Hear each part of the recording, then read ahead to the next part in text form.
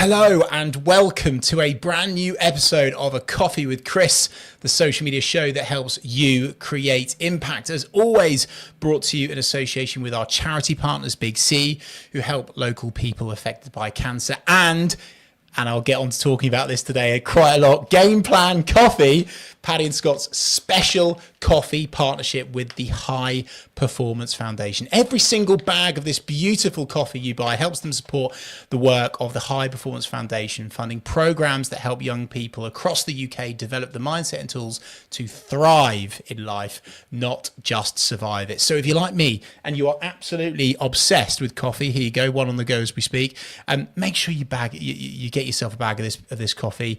I don't just promote anything. It tastes delicious. As always, this podcast is also sponsored by Oliver Hill from Hill Coaching Company, Gemma Crane from 𝗖𝗵𝗿𝗄𝗲, and Callum Howard from Limitless Film and Media.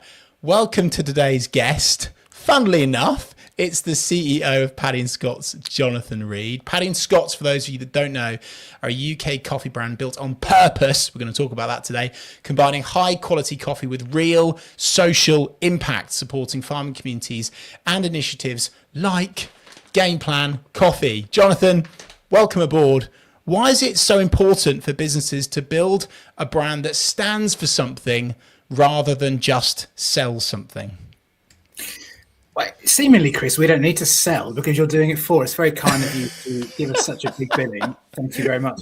Why is it important for businesses to stand for something? I think because life just becomes so much more enjoyable and so much more fulfilling when you get to wake up every day and work on stuff you care about, or when you get to work on stuff that truly makes a difference to the lives of communities all over the world. And I am sadly proud as punch of this little coffee business called Paddy and Scott. So excuse me in advance if that pride shines through, and I could talk about it all day and all week. And you should be, Jonathan. It's monumental, the journey that you've been on, the people behind the scenes that make it work. You were talking off air beforehand about your most recent trip to Kenya. Perhaps we'll talk about that a little later on when we come on to purpose. But take us back to the early days, Jonathan, because many businesses that are watching this now, small, medium and large, will be looking at this and they understand brand, right? But they don't truly get how to build it. They understand the importance of how to build it. So what did you do at the start to get Paddy and Scott's going in terms of specifically the brand and what kind of shaped it to what it is today? Well, the essence of Paddy and Scott's is a business that's been around for 19 years, started by two brilliant guys. Funny enough, their names are Paddy and Scott. And they existed way before I was around. And at the time, 19 years ago, they were absolutely ahead of the game, doing brilliant stuff. Building something that had never been seen before in the UK in terms of coffee.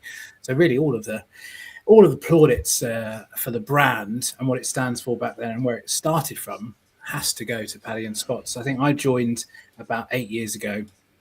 And then after 5 or 6 years, we were faced with a discussion around what did we want to do in the future. Myself and my business partner, 𝗖𝗵𝗿𝗲𝗲, who's now my business partner, were working for Paddy and Scott's as employees. The business was approached by several companies that wanted to acquire it. And then we had to decide if we wanted to follow that path, continue working for someone else, or dig our heels in, raise some money and buy it ourselves in order to sort of protect and cherish what the business stood for and reduce that risk. So that's what we did.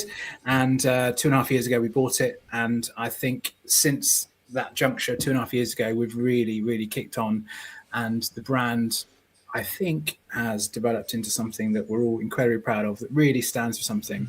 And it's almost got to the stage now where we are so intentional with our messaging and what we talk about and what we care about that it's really clear.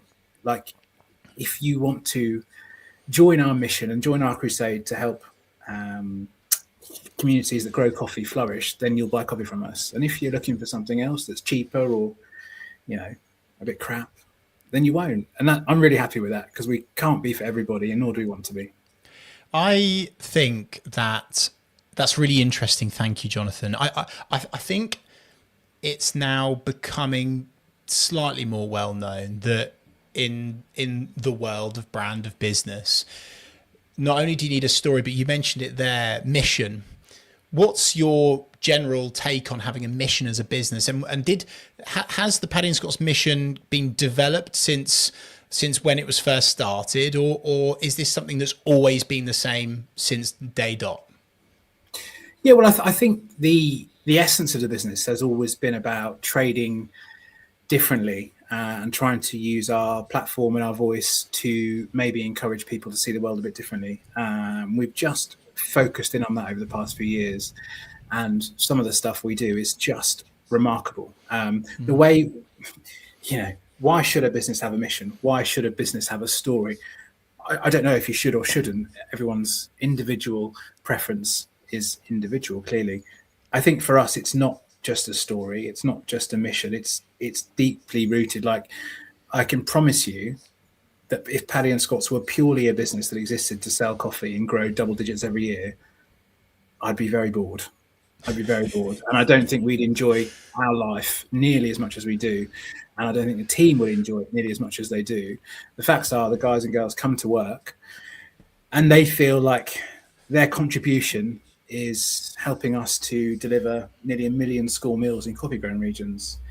Just recently, I received a report from Kenya, from our charity partners, the Mountain Kenya Trust, that was talking about 136,000 people that we've supported this year through outreach clinics and door-to-door health support, advice.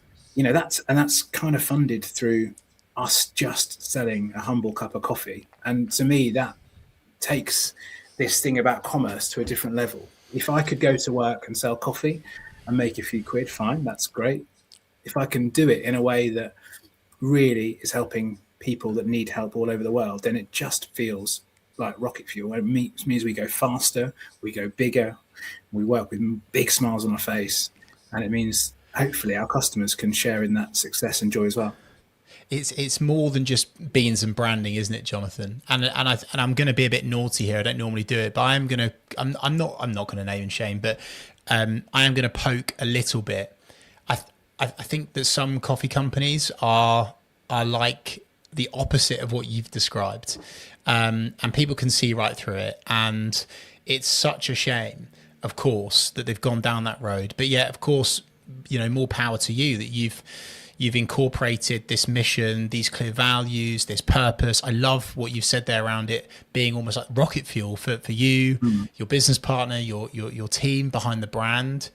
And do you think that customers connect with you more because of this mission, Jonathan? Because I can see from your marketing, your social media presence, your website, etc., that this is something that you're almost documenting as you go. And I wonder, is this something that you would recommend to other businesses, that they actually do something good and put something good back into the world versus pounds and profits without doing that?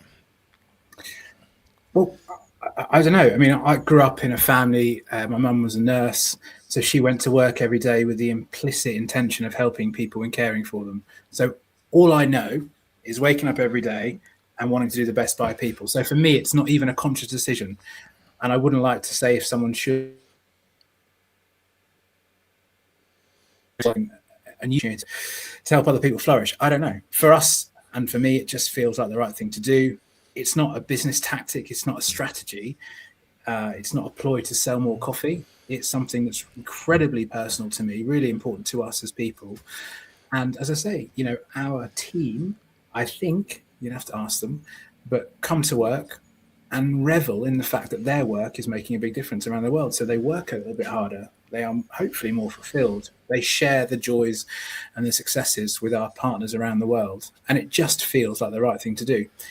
It feels like the right thing to do because it's true, it's honest, and it's not some contrived business bullshit talk. It's real.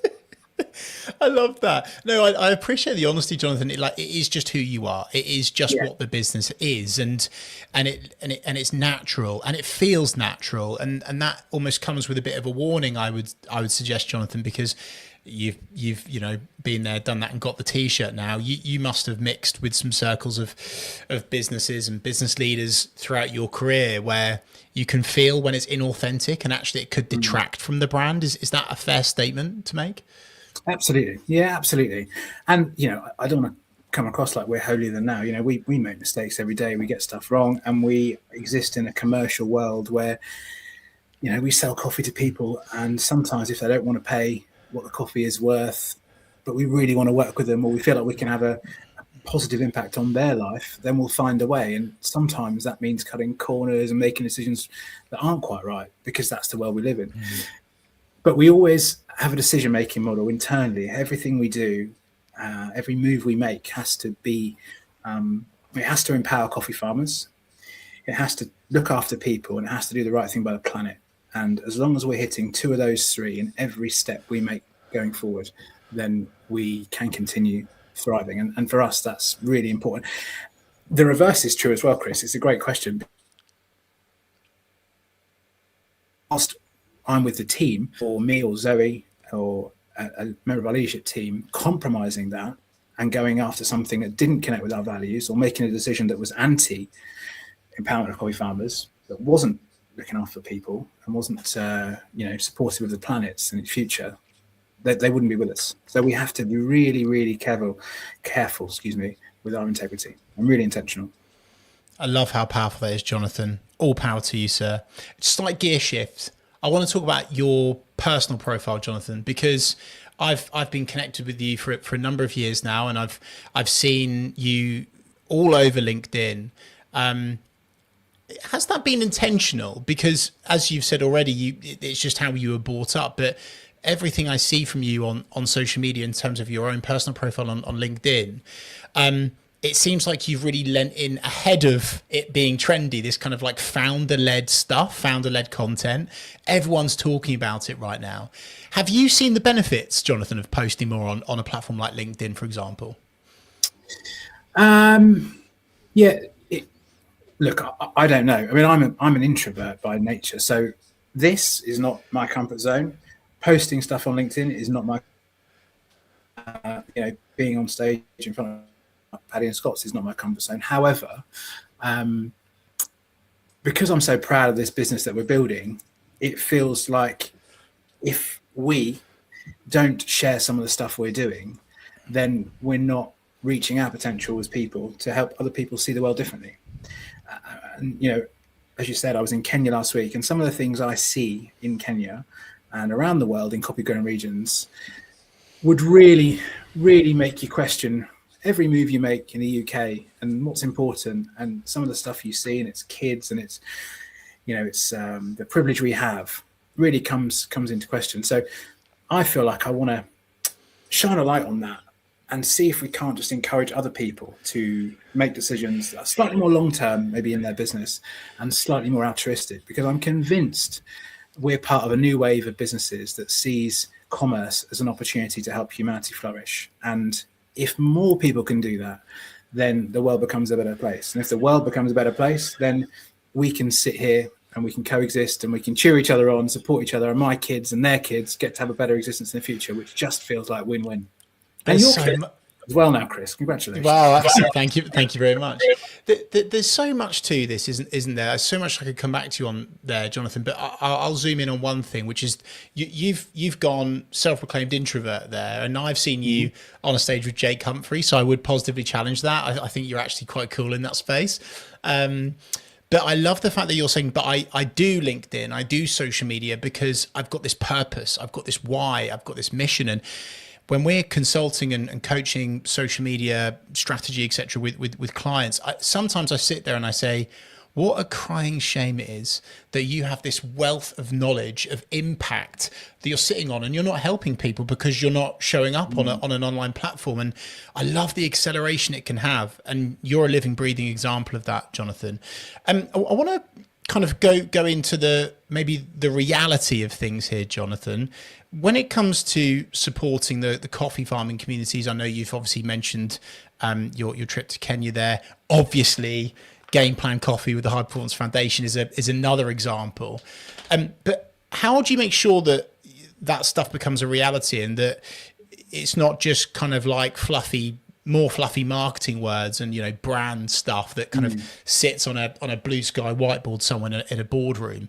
How do you operationally at Paddy and Scott's go from idea to reality? What's your process?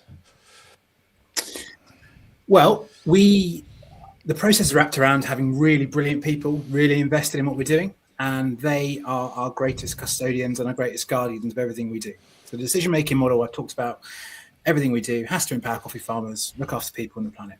That's our checkpoint. We are really intentional with that. And how we get to some kind of idea, concept through to delivery is very much working with, so we have Jessie who works for us, who's our head of purpose. Jessie was an account manager many moons ago. She had a gorgeous little baby called Willow a few years ago. She came back from maternity leave and said, I love working at Paddy and Scott's, but I'm not sure I want to be an account manager, traveling around the country, looking after wholesale coffee accounts anymore. Is there something else we can do? Jessie went away. She wrote a job role. She's the kindest human you could ever meet in life. She's a trained counsellor and is just such a caring individual that together we came together and we decided that Jessie would become our head of purpose. And Jessie's like our shining light for everything we do in Kenya and around the world in terms of integrity, reality, and impact.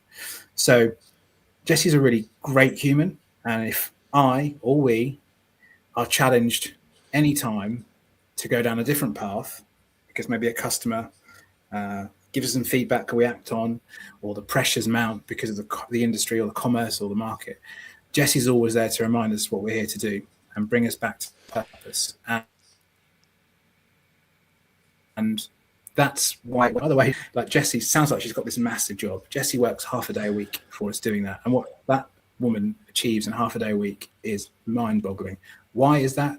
Because she cares so much about this journey. And she had a lovely phrase recently, and I hope she won't mind me saying, but when she came back from maternity leave, Jessie said that stepping into this head of purpose role was like giving her pink back, as if she were a flamingo without its feathers. And for me, what a privilege as an employer to know you can have such a profound impact on someone's life just by giving them a job, just by giving them the freedom, the support to flourish. What an absolute privilege. Love that. There's a bit of a marketing message in that as well, which is taking the shackles off your employees, people, and making sure that they can flourish truly, and therefore your marketing, your social, your business will be better.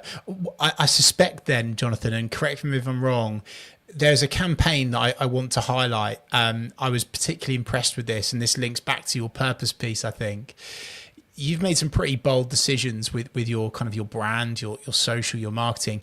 I loved that you stepped away from the traditional sales moment of the year, which was Black Friday. I wonder if that's a moment where sticking to your values truly paid off, and whether could other businesses replicate something similar? Yeah, well, look, I mean, Black Friday for me feels at odds with our values and what we're here to do. So we choose not to trade on Black Friday. We choose not to sell coffee on Black Friday because we prefer to shine a light from a different angle that says, if you have money in Black Friday and you think you need your 4th toaster or your 6th air fryer, and you're going to buy your 8th air guitar because they're 50% off in the sale, good luck to you. We can't afford to discount our coffee by 50% because all we're doing is robbing 50% from the coffee farmer. It doesn't work. So we choose to use that occasion just to amplify our values and just tell people, look, sorry if you've come here for a buy one, but if you have, we're probably not. And our coffee is great value because we take 34 people out of the supply chain and we just work directly with coffee farmers. And we're proud of where it's pitched and proud of the price. But because of the transparency with it, we ain't got 50% to give Google and Meta and everyone else to spend on ads. So sorry, let's just be honest about it. And commercially, yeah, okay, we're going to have a weekend where we don't sell any coffee, and we're going to have ringing, but it feels like, and I would one new person or 2 new people, and we can get people to see the world a little bit differently around a highly charged situation, then that's more value to the world than us selling a few bags of coffee.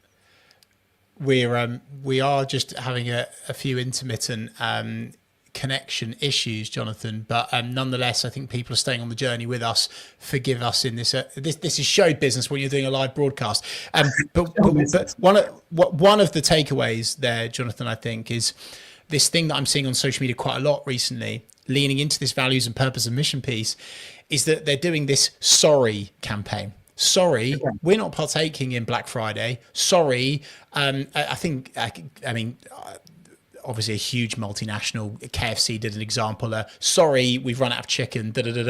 So it's something for people to take away is perhaps, what is your sorry campaign on social media? Because it will grab attention.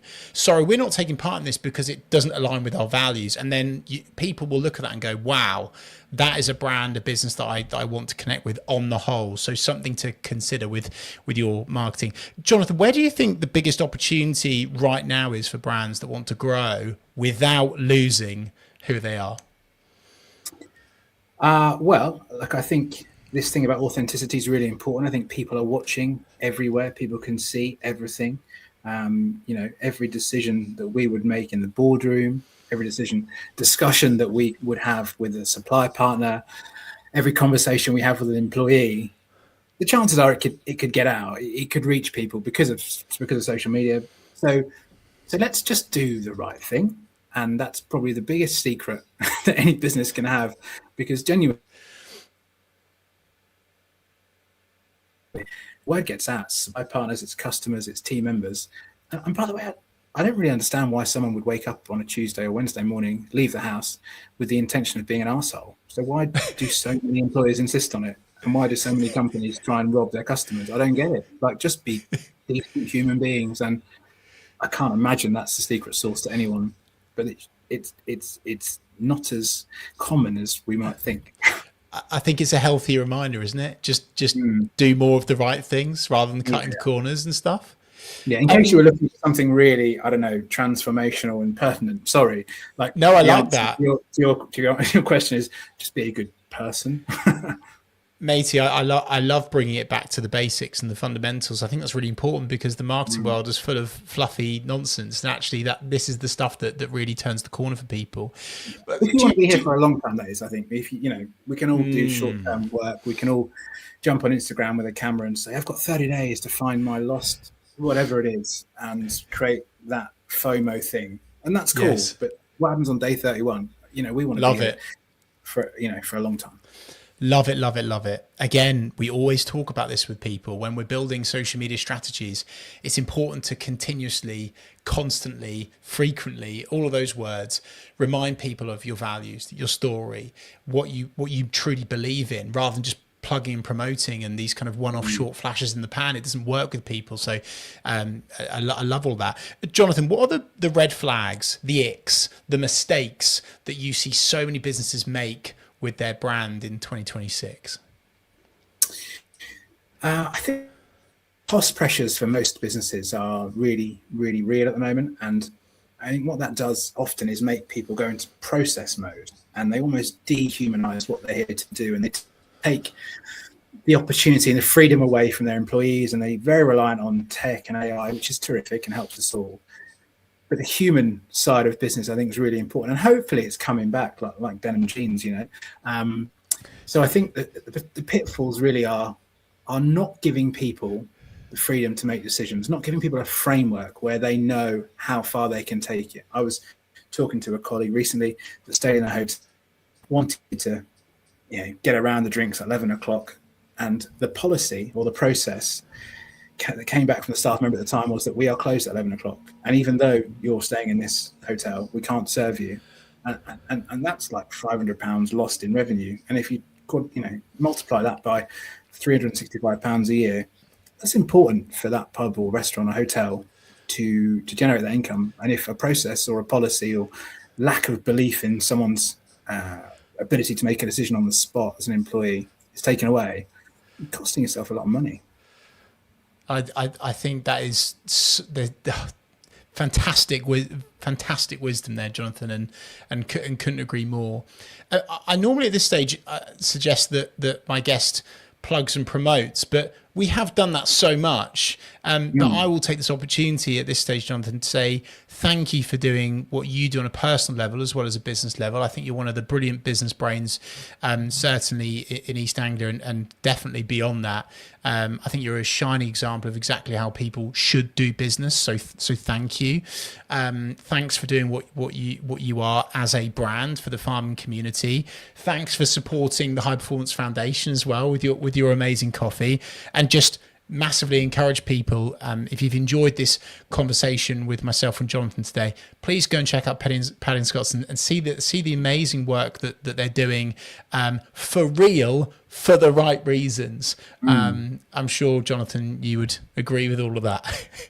I hope so. Yeah, I hope so. And if, and equally, if someone takes a look and they're dubious or they don't believe it, pick up the phone or come and see us, because we'd love to talk to you about it. We love to be challenged, and we love to have those conversations with people that care enough to take an interest. Jonathan, thank you so much for your time, your wisdom, your insights, your tips and tricks. I hugely appreciate it. Pleasure. Thanks for having me. And thank you so much to everyone that's watching live, watching back, listening back. If you've enjoyed this conversation with Jonathan from Paddy and Scott's, then why not give it a like on YouTube, a review on Spotify, on iTunes, perhaps get involved in the comments, ask Jonathan some questions on social media. I'm sure he'll happily get back to you. Thank you to Paddy and Scott's, and of course, High Performance Foundation for partnering with Coffee with Chris this year. This is not just beans and brand. This is a business with purpose, doing the right thing for the right reasons. Thank you so much for tuning into another episode of Coffee with Chris, and I'll see you this time next week for another one.